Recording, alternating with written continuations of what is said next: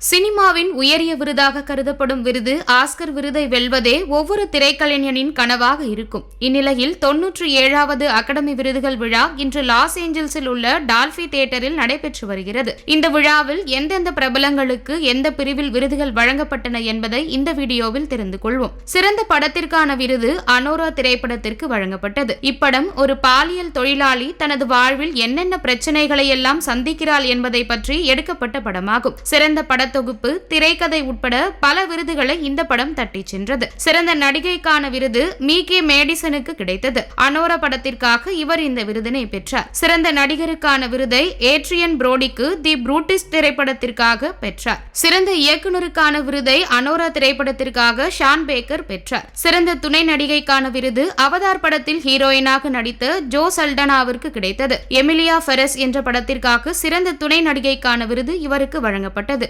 சிறந்த animated future படத்திற்கான விருதை ஃப்ளோ திரைப்படம் வென்றுள்ளது. எ ரியல் பெயின் என்ற ஆங்கில படத்திற்காக சிறந்த துணை நடிகருக்கான விருதை கெரியன் கல்கின் பெற்றார். சிறந்த புரொடக்ஷன் டிசைன் மற்றும் காஸ்டியூம் டிசைனுக்கான விருதை விக்கட் படம் வென்றது. சிறந்த ஒளிப்பதிவு மற்றும் ஒரிஜினல் ஸ்கோர் ஆகியவற்றுக்கான விருதுகளை தி புரூட்டலிஸ்ட் படம் பெற்றது. தி சப்ஸ்டன்ஸ் படத்திற்கு சிறந்த மேக்கப் மற்றும் சிகை அலங்காரத்திற்கான விருது கிடைத்தது. சிறந்த ஒலி மற்றும் சிறந்த காட்சிக்கான விருதை டியூன் பார்ட் 2 படம் பெற்றது. இந்த முறை எந்த இந்திய படமும் ஆஸ்கர் விருதுகளுக்கு தேர்வாகவில்லை என்பது குறிப்பிடத்தக்கது.